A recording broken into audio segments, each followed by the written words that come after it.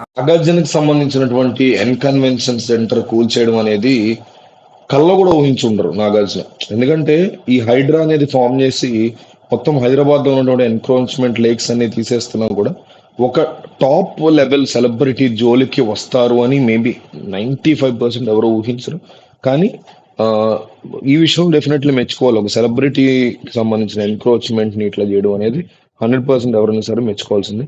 So ఇది చేయడం వరకు బానే ఉంది. అయితే ఇప్పుడు నాగార్జున ఫర్దర్ గా ఏం చేయగలుగుతారు? ఆల్రెడీ కోర్టుకి వెళ్ళారు, స్టే వచ్చిందని ఒక న్యూస్ వస్తుంది. స్టే కాదని మళ్ళీ రంగనాథ్ అంటున్నారు. ఐఏఎస్ ఈ హైడ్రాకి ఆయనే హెడ్. గతంలో స్టే ఉంది అనే దాన్ని ఆయన లేదంటున్నారా, లేకపోతే ఆల్రెడీ ఇప్పుడు వచ్చింది స్టే అనే న్యూస్ వచ్చింది దాని గురించి లేదంటున్నారా అనేది అయితే క్లారిటీ లేదు. సో మొత్తానికి ఇది జరిగింది. అయితే దీన్ని మళ్ళీ బెటర్మెంట్ ఎట్లా చేసుకోవాలి? ఇదనే కాదు, ఈ దేశంలో పెద్దవాళ్ళకి సంబంధించి సెలబ్రిటీలు, డబ్బున్న వాళ్ళు, వీళ్ళందరికీ సంబంధించి ఏదైనా ఒక మేజర్ ఇన్సిడెంట్ ప్రభుత్వం వల్ల జరిగినప్పుడు వీళ్ళు ఏం చేస్తారంటే, నాగార్జుననే కాదు ఇక్కడ ఎవరున్నా సరే వీళ్ళు ఏం చేస్తారంటే లాబింగ్ స్టార్ట్ చేస్తారు. మొత్తం దేశవ్యాప్తంగా మోడీ, రాహుల్ గాంధీ నుంచి రేవంత్, కేసీఆర్, జగన్, చంద్రబాబు, పవన్ కళ్యాణ్ ఈ బ్యాచ్ మొత్తం కూడా లాబింగ్స్ కి పడతారు. సో ఈ లాబింగ్ అనేది తెర వెనక జరుగుతూ ఉంటుంది, మనకు తెలియదు. సో ఎన్క్రోచ్మెంట్ వల్ల డెమాలిష్ చేసేసారు. డెమాలిష్ చేసేసారు, మిగతా ఏరియాని వదిలేశారు. ఆ ఏరియాలో మళ్ళీ కన్వెన్షన్ సెంటర్ కంటిన్యూ చేసుకోవచ్చు. ఈ ఆల్రెడీ ఎన్క్రోచ్డ్ ప్లేస్ లో బోల్డ్ అంత డబ్బులు సంపాదించారు, ఆ డబ్బులు ఉపయోగించిన కూడా ఎక్స్టెండ్ చేసుకుంటారు, అదంతా వేరే కదా. కానీ కేసు అనేది పోవాలిగా. కేసు అనేది కోర్టులో ఉన్నప్పుడు దానికి సంబంధించి ఫర్దర్ గా మూవ్మెంట్ జరిగితే నాగార్జున చాలా లీగల్ ఇష్యూస్ ఫేస్ చేయాల్సి ఉంటుంది. సో మేబీ దానివల్ల తెర వెనక లాబింగ్ ఆల్రెడీ స్టార్ట్ అయిందని, దీనికోసం చిరంజీవిని రంగంలో దించడానికి నాగార్జున ప్లాన్ చేస్తున్నారని తెలుస్తుంది. ఎప్పుడో మా టీవీ మీకు గుర్తుంటే ఫస్ట్ లో మా టీవీ ఇట్లా రెండు కొండలుండి ఎమ్మలాగా గ్రీన్ కలర్ లో ఉండేవి. సో అప్పటి నుంచి కూడా చిరంజీవి, నాగార్జున చాలా క్లోజ్ అండి. ఇండస్ట్రీలో కూడా వాళ్ళిద్దరూ క్లోజ్. మా టీవీని వీళ్ళు స్టార్ట్ చేశారు బేసిక్ గా. మా టీవీని చిరంజీవి, అల్లు అరవింద్, నాగార్జున వీళ్ళందరూ కలిసి స్టార్ట్ చేశారు. తర్వాత స్టార్ వాళ్ళకి అమ్మేశారు, అందుకే స్టార్ మాయింది. ఫస్ట్ లో మధ్యలో కూడా ఎవరికి అమ్మినట్టున్నారు. నిమ్మగడ్డ ప్రసాద్ కూడా ఇన్వాల్వ్ అయినట్టున్నారు. సో ఇలా అప్పటి నుంచి కూడా వీళ్ళ ఫ్యామిలీస్ మధ్య మంచి బాండ్ ఉంది.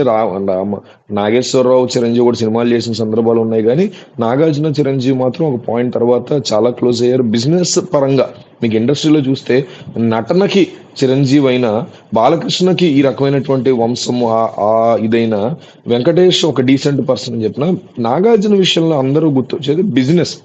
కంప్లీట్లీ బిజినెస్ మైండెడ్, చాలా బాగా చేస్తాడు బిజినెస్, బాగా ఎర్న్ చేస్తాడు, మంచి వాటిలో పెడతాడు, మంచి లాభాలు సంపాదిస్తూ ఉంటాడు అని చెప్తారు. ఆ మా టీవీ ఐడియా కూడా మా టీవీలో అల్లు అరవింద్ని కానీ చిరంజీవిని కానీ ఇన్వాల్వ్ చేయాలనేటువంటి ఐడియా కూడా నాగార్జున అని చెప్తారు. అంటే అల్లు అరవింద్ ఎంతటి బిజినెస్ మైండ్ పర్ఫెక్ట్ గా ఉంటారు, నాగార్జున కూడా అట్లాగే ఉంటారని చెప్తూ ఉంటారు. సో అప్పటి నుంచి కూడా చిరంజీవికి, నాగార్జునకి అద్భుతమైనటువంటి బాండింగ్ ఉంటుంది. అనేక సందర్భాల్లో వీళ్ళు బ్రదర్స్ లాగా కలిసినటువంటి సందర్భాలు ఉంటాయి. సో వీటన్నిటి నెపంతో ఏదో ఒకటి చేసి ఈ మొత్తం వ్యవహారంలో కాంగ్రెస్ కి కాస్తంత, అంటే ఎందుకంటే ఎంత కాదనుకున్నా ఇప్పటికీ కూడా కాంగ్రెస్ వ్యక్తి చిరంజీవి. టెక్నికల్ గా చూసుకుంటే ఏ రోజు సపోర్ట్ చేయకపోయినా కూడా టెక్నికల్ గా కాంగ్రెస్ చిరంజీవి కాంగ్రెస్ వ్యక్తి అవుతారు. సో ఆ లోపల ఉన్నటువంటి ఆ అవకాశాలు అనండి, లేకపోతే ఆ కనెక్షన్స్ అనండి, సర్కిల్ అనండి, ఇన్ఫ్లుయెన్స్ అనండి, ఇది ఉపయోగించి చిరంజీవి ఇందులోంచి తనని ఏమైనా బెటర్ గా బయటపడేయగలుగుతారా? అట్లీస్ట్ కేసెస్ అవ్వకుండా పోతే పోయింది. 3.5 acres కొట్టేశారు, పోతే పోయింది. బట్ ఫర్దర్ గా ఎన్క్రోచ్మెంట్ విషయంలో చాలా ఉంటాయి, లాస్ పనిష్మెంట్స్, ఫైన్స్, చాలా ఇష్యూస్ ఉంటాయి.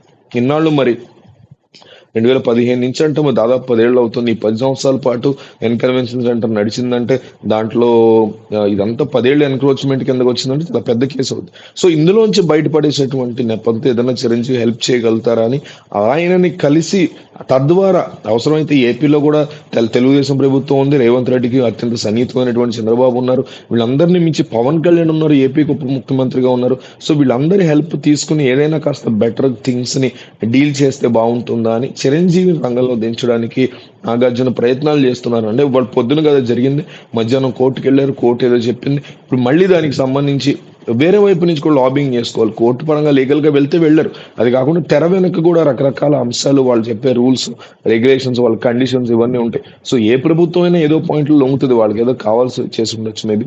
సో ఈ రకమైన ఫీలింగ్ తో ప్రయత్నాలు అయితే చేస్తున్నారు. నేనేదో వాళ్ళు హైదరాబాద్ లొంగిపోతారంట్లా, నాగార్జున భయపడిపోతున్నారంట్లా. బట్ మనకున్నటువంటి టాక్ ఏంటంటే చిరంజీవిని ఇన్వాల్వ్ చేసే ఆలోచనలో నాగార్జున ఉన్నట్టుగా మనకైతే తెలుస్తుంది.